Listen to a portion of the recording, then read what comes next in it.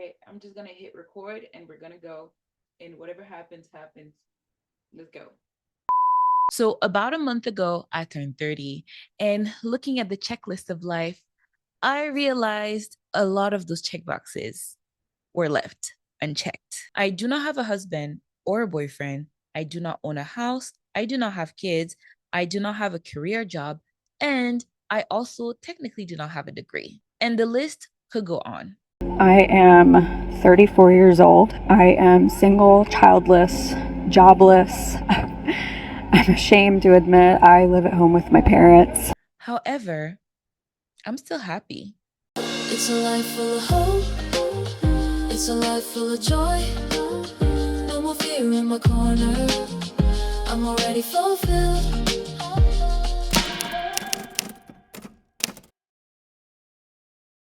Hello, everyone. My name is Joyce, and this is A Life Full of Joyce. So, the purpose of this channel is to share love, joy, and freedom as I find it within myself, and I also find it all around me. As I mentioned earlier, a lot of people could say that I haven't accomplished much according to the usual standards. However, I'm still able to be happy. And the reason why I'm coming here honestly to talk about it is in the hopes that perhaps as I share this, you look at your life, you look at mine, you compare, and you tell yourself, if she's able to be happy, so can I. Personally, I grew up hearing that all the things I do not have right now were supposed to be foundational pillars of my happiness. And so I guess the question we're all thinking about right now is how in the world am I happy without these things? well, obviously, there's a lot of different things that I'm doing that are helping a lot. However, for this first video, I will be sharing 5 mindset shifts that help me to be happy with life, however it is, because everything did start with a change in my mindset. So, without further ado, let's go ahead and look at mindset shift number 1. Life is all about experience. Every person I meet, every situation I encounter, I see it as an experience. Life is not about just reaching a certain destination, it is about the journey. Even when you think about traveling, for example, the purpose of a travel or a trip is not just to get where you're trying to go, but to be able to enjoy the trip there. For example, everything that happens as you are at the airport, the people you meet at the airport, the food that you eat on the plane, the movies that you watch on the plane. If you're on a road trip, the people that you're driving with, all of these things make up the beauty of your trip. And even once you get there, it's not just about getting there, it's about being able to enjoy the place where you are, the different things that you do there. I don't see life as a checklist, but I see life as a novel. It's about the story that you can tell. And I ended up asking myself, if I were to die tomorrow, would I be happy with how I lived my life?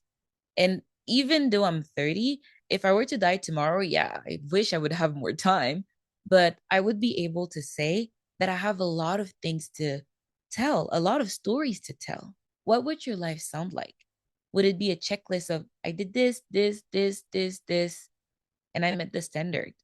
Or would it be a novel that people just can't put down? And whatever age you are at, whatever point in life you're at, is something that's still possible for you. So the first mindset shift that I went through is realizing that life is not about just accomplishing things, but it's about what you do with life, what you experience through life. Mindset shift number 2, the idea of love we've been sold is a complete scam. I'll say it one more time.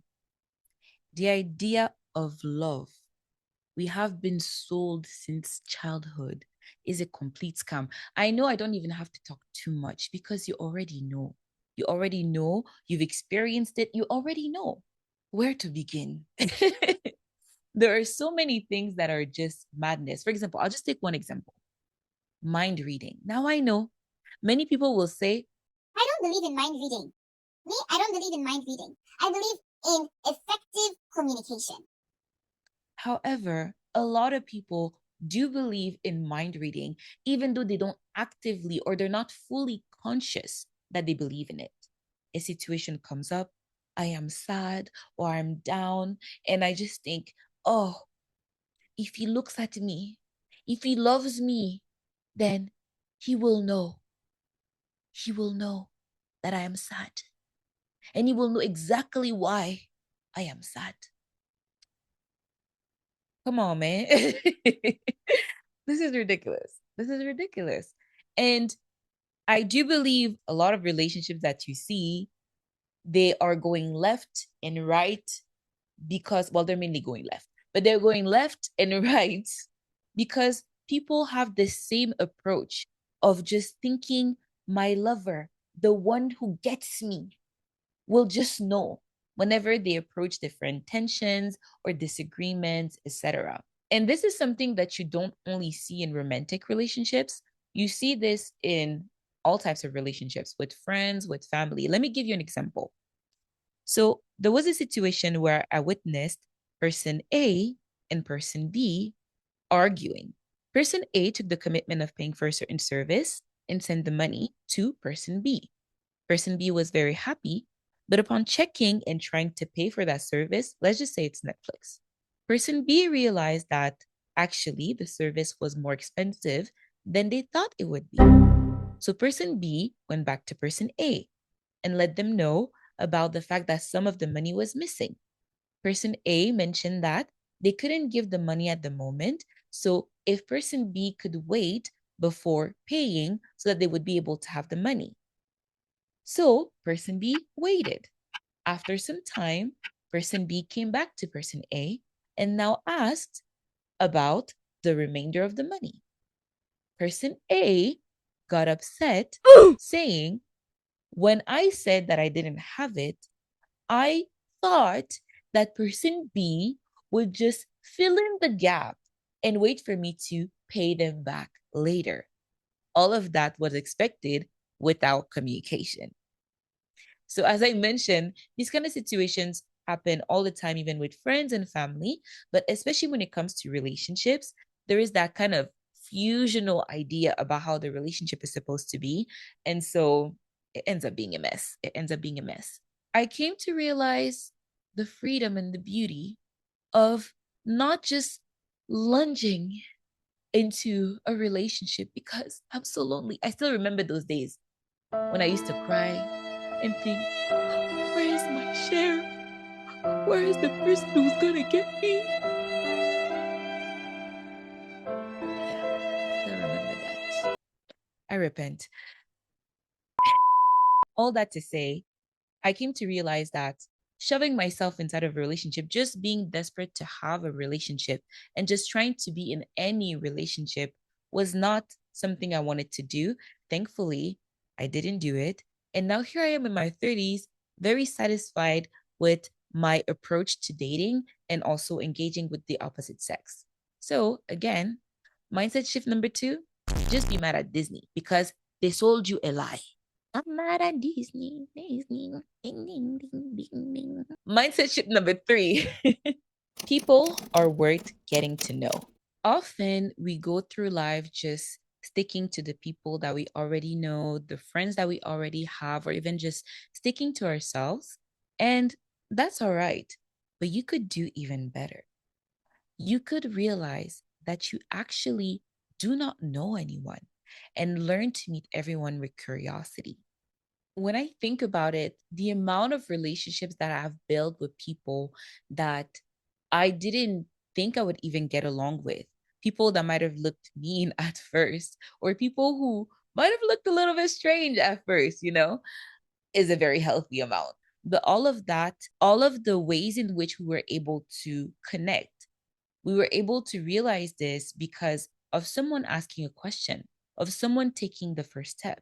One of the things that I've heard is you haven't met some of your bestest of friends yet. The second part about people being worth getting to know is making use of hyperconnectivity. We live in an era of hyperconnectivity, which allows us to meet just about anyone, whether personally or parasocially.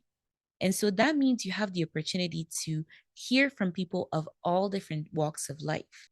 Each conversation can provide not only connection, but also wisdom and can give you this experience of trying to walk a mile in their shoes, even though you don't necessarily go through the same thing.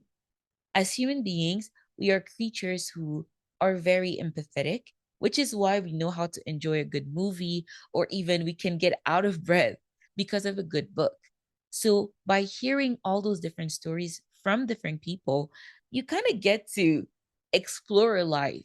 You can get that experience from fully listening, fully immersing yourself in listening to others and getting to know others. And this also allows you to not only meet people with curiosity, but also put down your judgments. This will just bring a new excitement and a new level of thankfulness in meeting new people. And thankfulness is very important for the next mindset shift, which is there is more joy in giving than receiving. Now, this one comes with a disclaimer. You do not give for the sake of receiving something.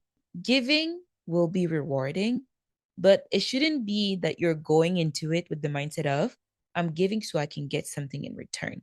If this is the mindset that you have while going into it, then actually there will be there will be no reward in doing it. For me, this joy of giving is something that found me kind of by surprise because after different life circumstances, I had become very guarded. And this also led me to be quite stingy, not only with my time and my resources, but with just everything. Ultimately, we can connect this to scarcity mindset and abundance mindset. Even when you think about boundaries, boundaries are very intentional, whereas being stingy is more about being guarded out of fear or again, scarcity. However, giving is something that you do out of freedom. Experiencing this joy of giving is something that you can do because you feel free, because you don't have that fear of, oh, what if I need it later? Or what if I run out? Or what if I'm giving too much? But you are able to do it while also being responsible for yourself from a place of, because I can, I will. Often what happens is that even though we have the ability to do something, we just don't do it. Someone might need clothing and you have the ability to give that clothing, but you tell yourself, what if I want to wear that dress again? What if I want to wear that shirt again? Even though you haven't worn it for a year. You see what I'm talking about? Similarly, let's say you bought a meal and you eat about half of it, and the other half is there pretty clean, and you want to bring it back home, but you know that you have a tendency of just putting it in the fridge until it goes bad. And then you see that somebody else needs food. Do you give the food or do you tell yourself, But maybe I'll want to eat it later. this is the difference between someone who's able to give and someone who is more on the stingy side? And as you can see, even from that example, it is coming from a place of fear or, oh, what if, what if, what if? Giving will bring you reward once you're able to see the beauty and the freedom in doing something because I can, just because I can. I remember even watching a video, it was more about money management and business, etc. And what was said is if your purpose is money, is just to make money, then you're never going to be happy. Because if you have money, then you need to be using it for a purpose. And similarly, whatever you have, you must be able to use it for a purpose. You don't have to, but if you're trying to live purposefully, if you're trying to be happy with your life, then being able to expand what you have will also bring you more joy. Just keeping it hoggled to yourself is not going to make you happier. And matter of fact, once you learn to give and once you become a channel for other people to receive blessings, again, it doesn't have to be only money. It could be your wisdom, it could be your time, it could be many different things, your skills, etc. Once you become a vessel through which other people can also receive blessings, then that's when God or the universe or whatever you believe in is able to pour into you even more.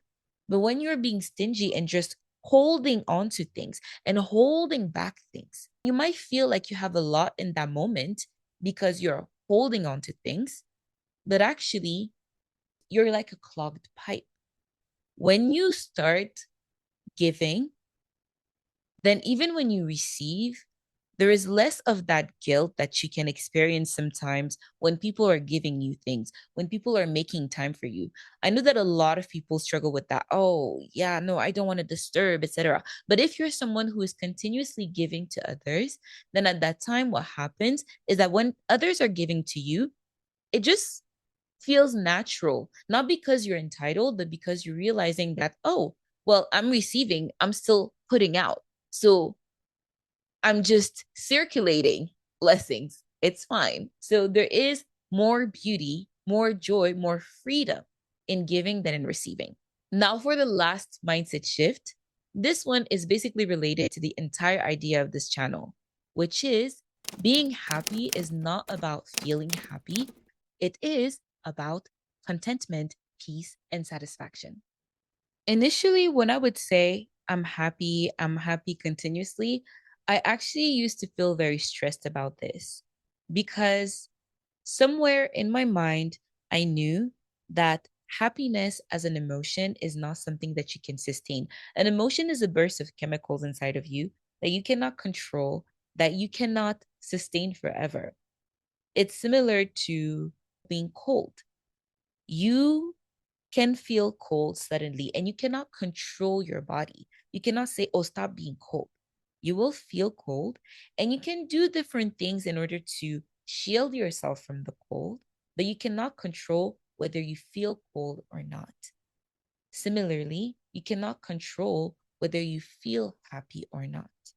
However, I began to see happiness not as the feeling of happiness, but as a state of mind.